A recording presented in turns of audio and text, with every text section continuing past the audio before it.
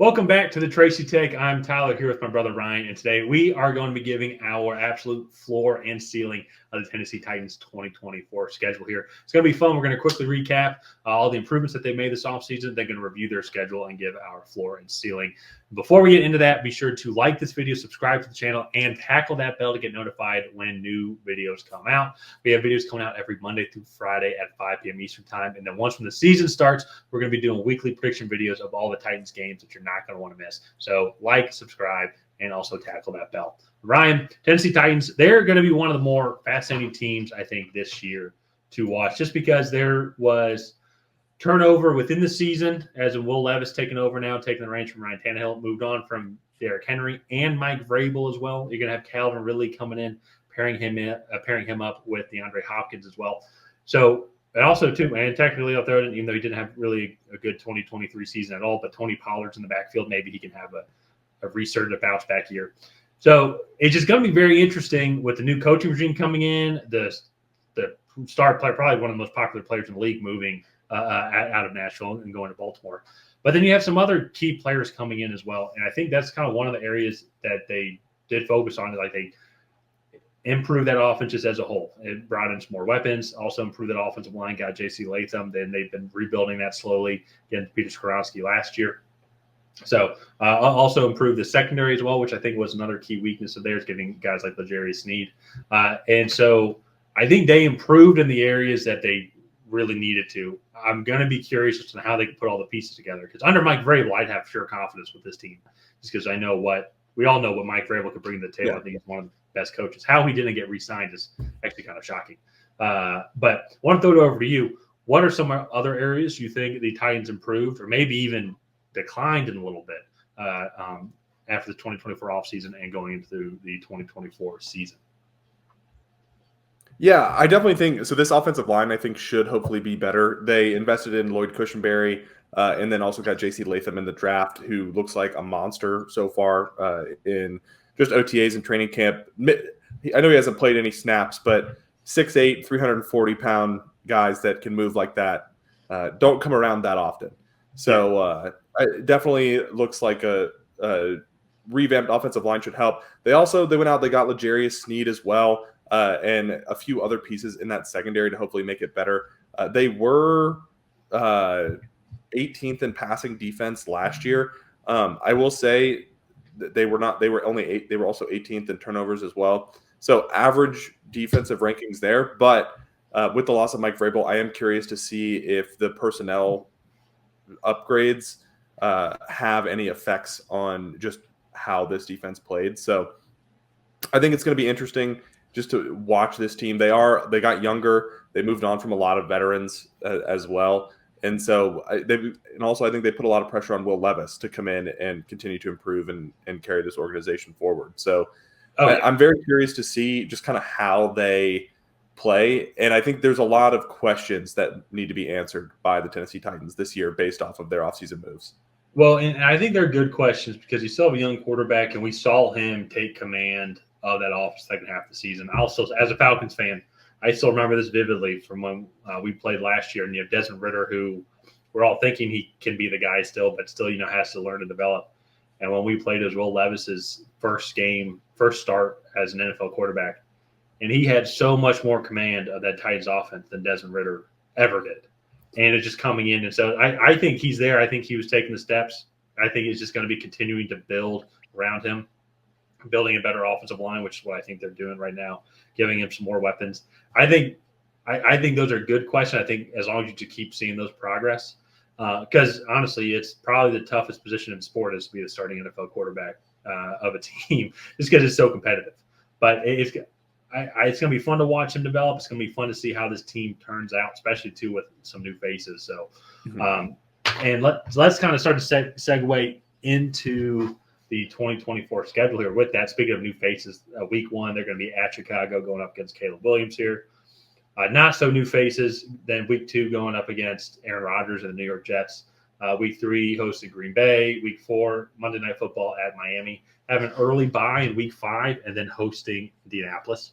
I will say, ceiling wise, I think they can be probably 4-1 in that stretch. There's a lot of question marks. I think the one loss for me is going to be Green Bay, but they can contend against Miami. If I'm not mistaken, I can double check here, but I think they beat Miami last year, actually. Yeah, they did. Yeah, it was later in the season, and I think Tyreek Hill got hurt in that game as well. Well, that's still a good win. And New York Jets as well too. I think that it is. We still don't really know how Aaron Rodgers is going to be within this offense. I mean, we only have 4 snaps of evidence, but it should be much better than what that Jets team was last year. So, but there's a possibilities, and it's the first home game at Chicago. Don't know. The reason why I say 4-1 is just because there are some question marks with some of these teams, and they are also proven to beat Miami and Indianapolis as well. But they didn't have to be a division rival. I will say that on the flip side, though, I think the floor is going to be 1-4. I think that if my optimism is wrong, which has absolutely been, as you can tell, as a Falcons fan in the past, I think that they don't win these close games. Maybe they're close, but they're just not able to pull them out. I do think I think their ceiling is probably a little lower. 3-2 is kind of what I would put their ceiling at. Okay, I think Green Bay and Miami, especially at Miami early in the season, I think is going to be a really tough game. But at Chicago, the Jets, I think, are a tough matchup as well, especially in week 2 for Will Levis, and then Indianapolis in week 6. I think the first 2 in that last game are winnable, but I think they'll probably end up at 3-2. I do agree. I think 1-4 is the floor, though, because if Will Levis hasn't developed quite as much, this running game with Tony Pollard, who didn't have a great season last year, I think could struggle. And also, one of the things that you have to factor in is just new head coach, new coordinators, new coaching staff as a whole. Yeah. How does that affect these first 6 weeks and how they go? So usually there is a little bit of like pickup time that teams need as the season gets going. So just interesting things going on here with Tennessee. Moving on to the next block of 6 games. So they start out at Buffalo, at Detroit, New England at home in week 9, at Los Angeles Chargers. Then they host Minnesota, and then they're at Houston to close it out. And this is a pretty tough stretch. I think their ceiling here is 3-3. At Buffalo, at Detroit, and at Houston, I think are going to be really tough games. And then New England, the Chargers, and Minnesota, I think are going to be winnable games, but definitely much closer competition. Yeah, no, I agree. That's a tough stretch of games. I mean, there's 4 road games in general, but still 3 of those 4 road games are against, I would say, legit Super Bowl contenders. I guess depending on if you would include Buffalo this year as a Super Bowl contender, I still say they would be. I mean, they've been really close this entire time. They have a top 5 quarterback in the league, so yeah, so he better be. I traded for him in my dynasty league, and actually I have Will Levis on my dynasty team as well. So, but anyways. But yeah, New England, Chargers, and Minnesota, those are almost seems like must-win games kind of during this 6-game stretch here. And that's where I think, I will say floor-wise, I think I go back to 1-5. I think just in case if they don't pan out, I would think the Chargers, I would think the Chargers might be the toughest of those 3 games. Minnesota and New England, we don't really know yet exactly what these are going to be like. What I find interesting, too, during this, when we were talking about Will Levis, is only – Aaron Rodgers, would I say you're playing against somebody that's not either a young quarterback who's also in a similar situation as Will Levis, or like a stud vet quarterback like Josh Allen or Justin Herbert, who's one of the premier quarterbacks in the league. So it's going to be interesting for Will Levis kind of now through 12 weeks, comparing him to a lot of these other younger quarterbacks like Caleb Williams drafted. It'll be his first start. Jordan Love is second season as a full starter. Tua might be the one that made most questions. Well, still, then Anthony Richardson was number 4 overall pick last year. And then you had Drake May, then potentially J.J. McCarthy, who was rookie quarterback taken this year, and then C.J. Stroud as well, who was taken in the same draft class. So there's going to be a lot of comparisons that Will Levis can go and every team passed on him in last year's draft. And we're really going to be able to fully see during this stretch of how good Will Levis really is. Compared to some of these other young quarterbacks. So I think that's going to be interesting. With the final 6-game stretch here, week 13 at Washington, week 14 hosting Jacksonville, week 15 hosting Cincinnati, and 3 straight division games at Indy, at Jacksonville, and then wrapping up with Houston here. So Washington game is doable. It's kind of the same trend as well as what we were just talking about with Jada Daniels and just comparing just the young rookie quarterbacks, just the young quarterbacks. 2 games against Trevor Lawrence, Anthony Richardson, C.J. Stroud, and then Cincinnati. I think it's still just a tough stretch of games. But what's interesting, though, about it is just there's 4 division games in that stretch, in that 6-game stretch. 5 if you include Week 12 with Houston.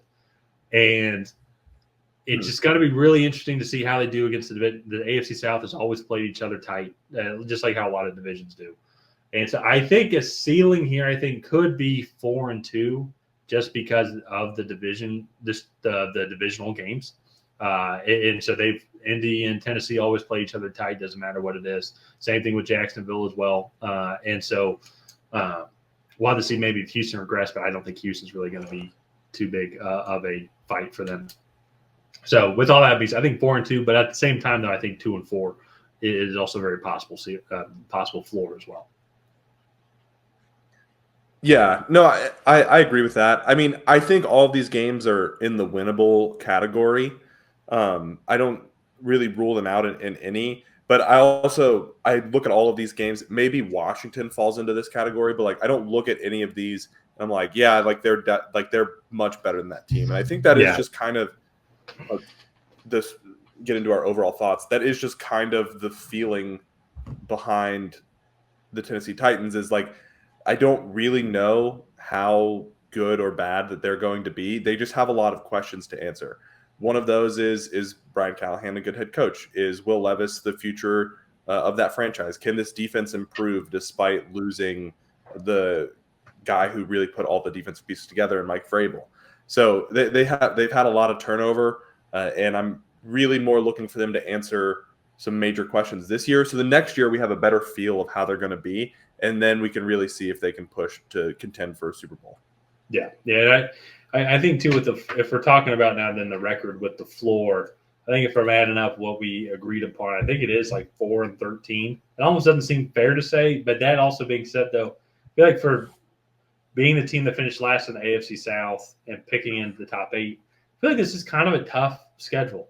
I mean, the AFC South, the 3 AFC South teams that are their division rivals on paper are really good. They play against some tough teams in the NFC North, which outside of Minnesota, those teams are really good. Then you have to go up against the AFC East as well. They have a pretty tough cross-divisional match or in-division and cross-divisional matchup, then combined with their 3 division. So it is a pretty tough schedule. So when I say 4-13 is their floor, it almost feels unfair. But at the same time, though, to your point, there are some questions. If they don't answer those questions, I could see it ending poorly. But if they do answer those questions, I think we had 3-3. I think we had 3-3 again, then 4-2. I could see 10-7. Yeah, that's a really good season for them. That puts them in the wild card spot.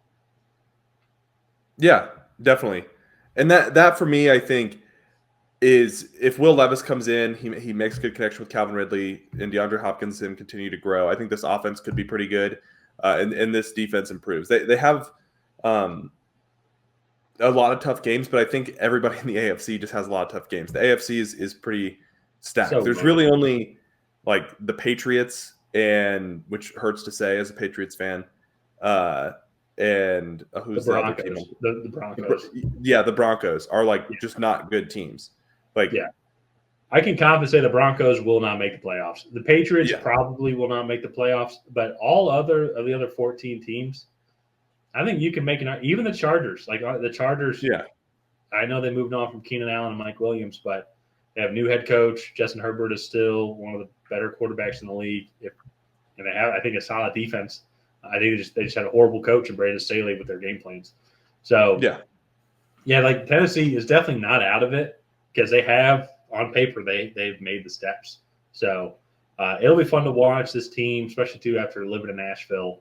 It was fun watching all those games on the local TV when before YouTube football came on. So yeah. Well, let's go ahead and wrap this one up here. If you guys have not already, please go ahead and like and subscribe. Leave a comment down below on what you think the Tennessee Titans record is going to be in 2024. You think it's going to be higher or lower than what we thought? let us know. And on that, we will see you guys next time.